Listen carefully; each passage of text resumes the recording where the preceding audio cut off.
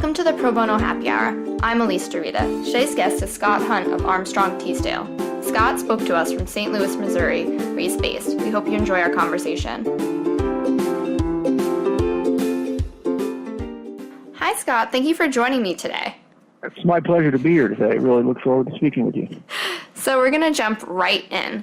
Can you tell us about your background and why you decided to become a lawyer? Sure. I grew up in central New York and spent my whole life there. And I attended a liberal arts school in central New York called Hamilton College, which was a wonderful environment to learn and pursue my secondary education. And, you know, my time in Hamilton really increased my appetite for further education. So that law school at that time seemed like a logical extension to my existing secondary education. As far as why I became a lawyer, my mother had worked in a law office in a non-lawyer capacity, so I had some exposure to lawyers growing up. But unfortunately, I don't think that I have any real life-changing event or an addiction to a Perry Mason TV series to point to the reason why I wanted to become a lawyer. So once I decided I wanted to further my education beyond Hamilton, I attended the University of Florida Law School. And one of my favorite classes at UF was a fundamental of tax law, which is taught by a Professor Dennis Kelsey, who seemed to do the unthinkable. He taught you how to read the Internal Revenue Code while making the class extremely interesting, primarily through use of his superior wit. While in Gainesville at University of Florida, I learned that the University of Florida had one of the top LLM tax programs in the country. So upon completion of my JD, I decided I would stay on and get an LLM in tax. So that's kind of my educational background. Great. So New York and Florida are kind of a far ways from Missouri where you are now. How did you get to Armstrong Teasdale? Well, upon graduating from UF with my JD and LLM, I began looking for permanent employment, and I had a number of opportunities, and ultimately it came down to a decision to join the IRS and the national office in Washington, D.C., or join Armstrong Teasdale in St. Louis. I had, during my undergrad time, spent some time in Washington, D.C., working on Capitol Hill as part of my education, so I had some exposure to Washington, D.C., and I did like it, but I ultimately decided or thought that I wanted to end up in private practice, so I decided that I would take the offer from Armstrong Teasdale. At that time, one of my best friends growing up happened to be playing baseball for the St. Louis Cardinals, so that made the decision somewhat easier. Of course, he got traded 1 month after I accepted the job, but I still decided to stay with Armstrong. That's awesome. So do you want to tell us a little bit more about the firm? Can you give us a 30,000-foot overview of it? Sure. Armstrong Teasdale has 234 attorneys with offices in 5 different cities: St. Louis, Kansas City, Jefferson City, Denver, and Las Vegas. I think our culture is best exemplified by our mission statement: always exceed expectations through teamwork and excellent client service. I think Armstrong is a great place to work. For instance, last year, in 2017, we handled 189 pro bono cases totaling in excess of 8,600 hours. Personally, I function in the tax area, focusing on many types of tax issues, but primarily on exempt organizations and employee benefits, using my LLM background. So you also do a lot of pro bono work we were just mentioning. We'd like to learn more about the firm's pro bono program. How did you become the co-head of the firm's pro bono efforts along with Patrick Kenny? Sure. In title, I am the co-chair of AT's pro bono practice, but my co-chair, Patrick Kenny, deserves a great deal of credit for making the AT pro bono program as strong as it is today.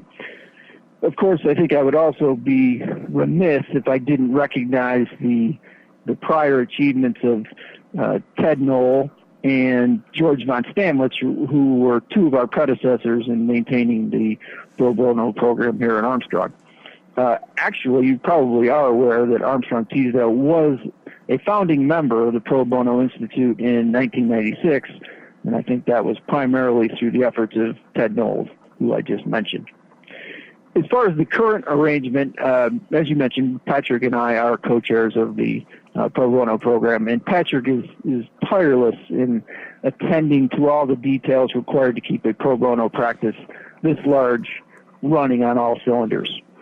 As far as the day-to-day operations go, Patrick oversees all litigation-related matters, and I handle business-related matters. So when we get an inquiry from a potential pro bono client, depending on whether we characterize it as litigation or business, we steer it to, one direction or the other. I wish Patrick was here today to share some of the successes AT has achieved on the litigation pro bono side, but he's not available. Right. So what in your background or personality sparked your passion for pro bono and access to justice, which is different from being a tax lawyer for sure? Yeah, absolutely. Well, early in my legal career, I was fortunate enough to work with some business lawyers here at AT who served as directors on high-profile nonprofit boards in the St. Louis community, and they instilled in me the benefits of giving back to the community. Based on these experiences and working with these individuals, I quickly realized that these people took the time out of their work schedules and their personal lives to give back to the community without financial reward. Most members of the legal profession are so blessed to work in a profession which can be financially rewarding, but more importantly, can be personally rewarding. It gives you the opportunity to help people, especially those in need, most of whom did not have the same opportunities that we did through our lives. I personally can remember getting a great deal of help in my life from others, sometimes from complete strangers. So, I come to work every day with an intention to help others.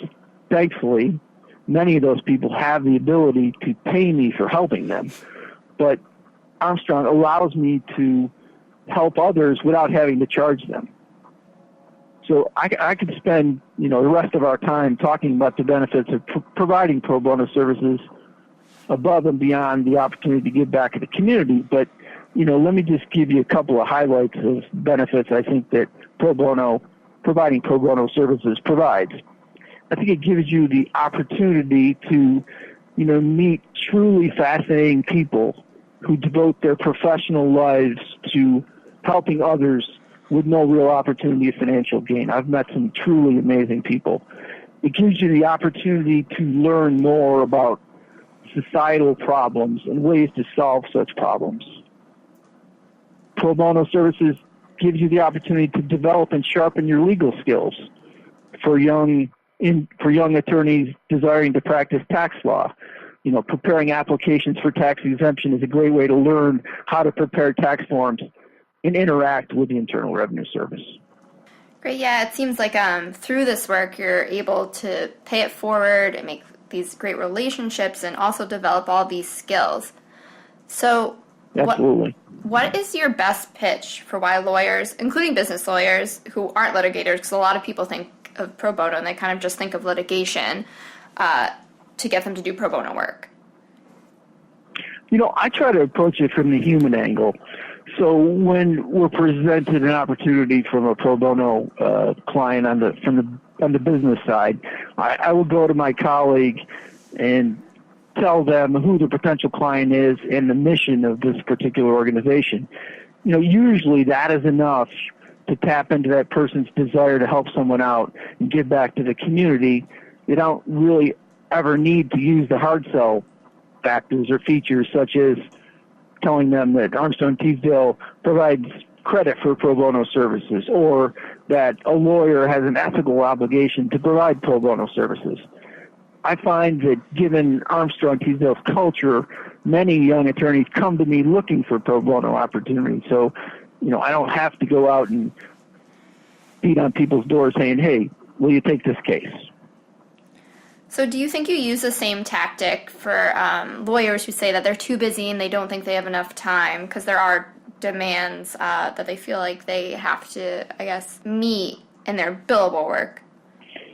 Yeah, it's a little bit of a different sell, I think, in that particular situation. Obviously, unfortunately, there are some individuals that just are too busy and just never find the time. But I think when you can tell those people, some of those people that are maybe a little bit of a harder sell, sitting on the fence of some successes you've had, some of the organizations you worked with, point out some successes that they can see in the St. Louis community. They say, I want to be part of that. I want to help some organization out that can achieve something that's noticeable for the community. Great. So you are also pretty busy yourself with your paying practice and your pro bono work. How do you balance that and spend your time? Certainly at times it's a challenge, but like all of us, we need to balance all the competing interests for our time in our lives. That whether you're an attorney or regardless of what your profession, we all have those competing interests. Do I devote my time to personal versus work? If it's in the work context, is it billable versus pro bono? Those are difficult decisions, and again, I think you need to find that balance.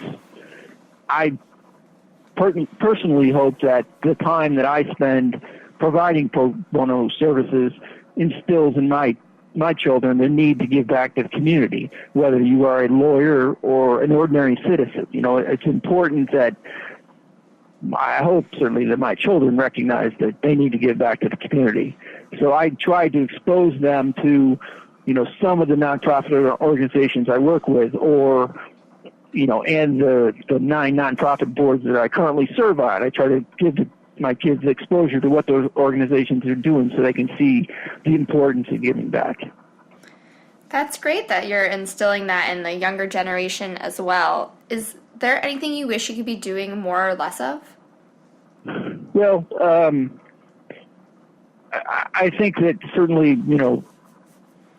providing more pro bono services is something that, is always I'd like to do more of. I think that there are other opportunities on the horizon for pro bono opportunities that, I think that we can certainly expand upon. For instance, in 2017, Armstrong started a program in conjunction with the Legal Services of Eastern District of Missouri, another legal services organization, and the in-house legal department of a large client of Armstrong Teasdale.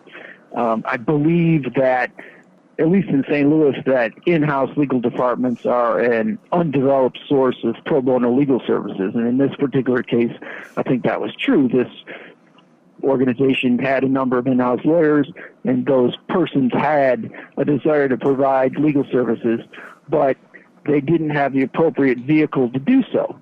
So we set up this program whereby we trained the in-house attorneys how to handle pro bono matters, and then work with them in conjunction in providing the pro bono services to the particular client. So, it's kind of a program in its infancy, but we hope to roll that out to, other clients with in-house attorneys in the future. Great. So in my research, I learned about food deserts, which I knew nothing about actually before, which I'm glad I know about now. But for our listeners, could you tell us what food deserts are? Sure. The USDA defines a food desert as a low-income census tract where a substantial number of residents have low access to a supermarket or grocery store.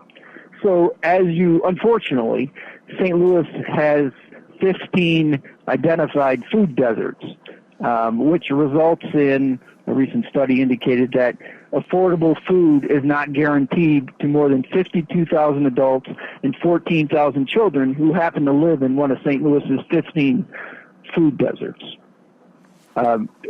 Thankfully, we have a pro bono client who was founded by a gentleman named Jeremy Goss, who's a real go-getter. Jeremy learned of the existence of these food deserts in St. Louis, and founded this organization called the Link Market.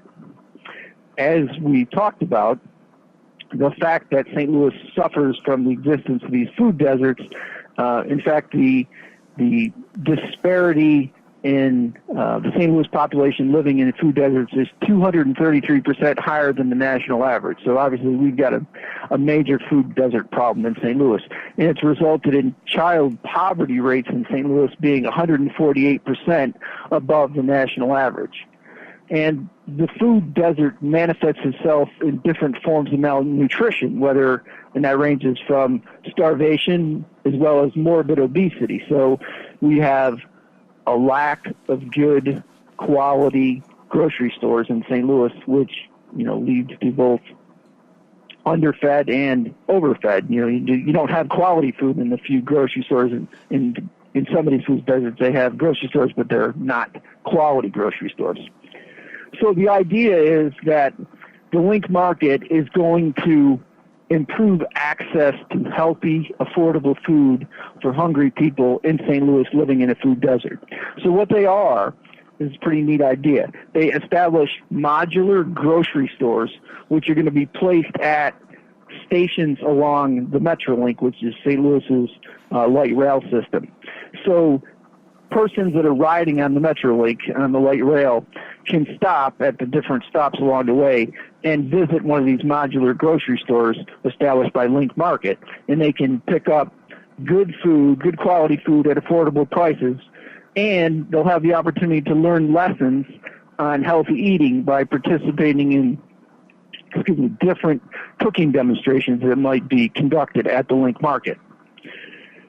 And it's more fascinating in that Link Market has established a network of more than 65 local farmers and over 200 community gardens, which are going to be a source of the variety of the fruits, vegetables, and other foodstuffs that are sold at the market. So it's going to be using locally grown, fresh, in most cases, produce and food to be sold at these modular markets.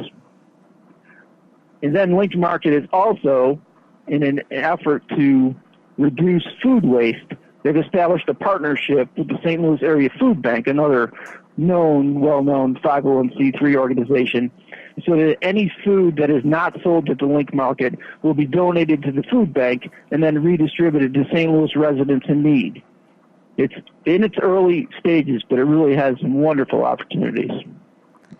That is an amazing initiative, and I obviously didn't know about this because this isn't something that had affected me growing up, because I'm lucky enough that I've been privileged, but I think it's something that we definitely need to bring awareness to, because we live in Washington, D.C. There's kind of hard markets to get to, but you can walk everywhere. It's kind of accessible for everyone, but in other areas of the country, it's obviously a bigger problem, and I think it's great that you're shining a spotlight on it. Could you talk? Yeah, I think, if successful, it's certainly a program that could be replicated in other parts of the country, but it's a great idea, and hopefully it will take off. Could you talk about the pro bono work you've done to support this program? Sure. We've, help them with establishing necessary corporate documents and corporate procedures and policies, establish the necessary corporate governance for the organization to function.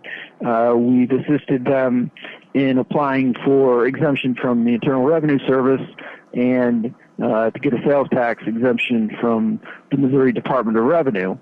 And we've looked at, reviewed a couple of contracts for them with various service providers. So that's kind of been the nature of services thus far. Great. I hope it continues on to thrive as it has now.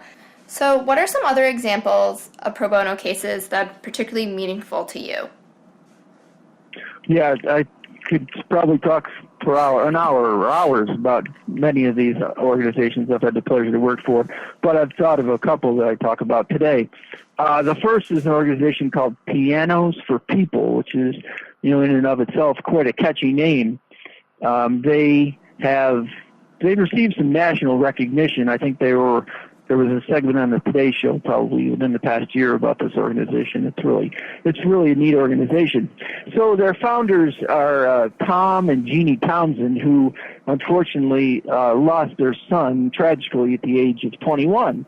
And their son, Alex, was very interested in music and the arts. So they thought that one way to honor Alex's legacy was to establish a organization that would promote music and would go about doing so by donating quality acoustic pianos to financially challenged families and other social welfare organizations, and encourage recipients of those pianos to, engage in greater creativity, self-esteem, empathy, and interest in the arts. So what they do, their mission is to solicit donations of pianos that aren't being used. In many cases, they're in disrepair. They accept these pianos, they fix these pianos up so they're functional, and then they turn around and place them into homes of, for the most part, at-risk children who, need an artistic outlet to curb issues such as anxiety, depression, bullying, and just inspire those at-risk children to improve their self-esteem. It's been shown that having a piano in a home improves one's IQ, someone's verbal memory, literacy, performance in mathematics, and visual spatial processing. So there's studies that have demonstrated the benefits of having a piano in one's home and learning how to play that piano. So that's the idea. Solicit donations of pianos not being used, to fix them up and place them in the homes of people that they could really make a benefit in their lives. In addition to that function, Pianos for People also offers free piano lessons, presents concerts and recitals for the community, and sponsors workshops open to the general public. They host a piano summer camp for youth from the age 7 to 18. I've been to a number of the recitals conducted by recipients of pianos and from the Pianos for People's program, and it's truly uplifting to see how well these children have done once they've received this piano and learned how to play it. And many of them have amazing skills that they would never have had the opportunity to learn how to play the piano but for the efforts of Pianos for People. That's an inspiring initiative, especially since arts are not being taught in schools as much anymore, and instruments are very expensive, as we all know, and that summer camp is amazing too, because also when people are working, they can send their kids to school, and they can also do something that benefits them. I didn't even know about all the benefits of playing piano, like you said, with anxiety and depression, so that's amazing. Yeah, no, it's a really cool program. So what's on the horizon for the firm's pro bono program? Tell us about something new in the works. If you got time for one more, I'd like to tell you definitely. one more interesting organization. So there's an organization called the Great Rivers Greenway Foundation. And greenways are outdoor spaces connecting people and places. So in St. Louis, although the most visible greenways are biking, walking trails, the idea of a greenway is more than that. It's to encourage residents to get out, get fresh air, and better connect with their communities and fellow citizens. So the idea is to create a network throughout St. Louis of these greenways that, people can go out and hike, bike, walk, just connect with their environment and their fellow citizens. Currently, the Great Rivers Greenway has created and established 113 miles from what many people view as biking paths, and I've used one myself quite frequently. It's they got some great biking paths, but there's plans to develop hundreds of more greenways throughout the St. Louis area and connect areas that would otherwise not be connected. So the organization was created in the year 2000, and as I mentioned, already has achieved construction of 113 miles of bike paths. So the achievements are visible throughout the St. Louis area. And the way they go about doing this is also noteworthy in that they form partnerships and alliances with other nonprofit organizations in St. Louis, as well as over 100 municipalities in the St. Louis area. St. Louis has a unique kind of structure in that there's over 100 cities within the St. Louis metropolitan area, and many of them are not interconnected or interrelated. So the idea is that the Greenways through these bike paths will connect these communities which would otherwise not be connected. It's a great organization, and it's one that's quite visible because, the bike paths which have been established are, go from the river to other parts of the community. Yeah, I think a lot of people don't realize that St. Louis is made up with those kind of like little neighborhoods and cities like that. Because the Law Firm Project, recently went to St. Louis, and when I was helping kind of planning where do we go from here to here, I was like, I can't believe that there's like all these different kind of like pockets, but they're all St. Louis. Mm-hmm. So what is on the horizon for the firm's pro bono program? Well, as I mentioned, last year we established this program to work with in-house legal departments to give them, attorneys at in-house legal departments, an opportunity, the vehicle to provide pro bono services. And again, I hope that we can expand that program. It gives us, the firm, an opportunity to partner with our clients to strengthen that relationship, and more importantly, for both of us to mutually benefit the community. So, I think that's a unique program, maybe certainly non-traditional in my mind as far as the St. Louis area, and I think that's something that I hope we can develop in the coming year. Well, thank you, Scott, for joining me. I really enjoyed our conversation today. Thank you for the opportunity. We truly appreciate the assistance that the Pro Bono Institute provides to law firms like us, as well as our other member firms in the Pro Bono Institute to achieve the goals of this important endeavor. And we appreciate the opportunity and the assistance that you provide.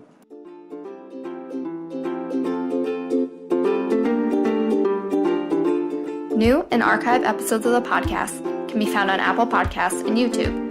Be sure to subscribe if you haven't already. Please take a moment to leave an Apple Podcast review. It is quick and easy to do. We would appreciate the feedback and would help make it easier for other listeners to find the show and expand the conversation about pro bono and access to justice. We'd love to hear from you. Send your comments, feedback, and questions to probono@probonoinst.org.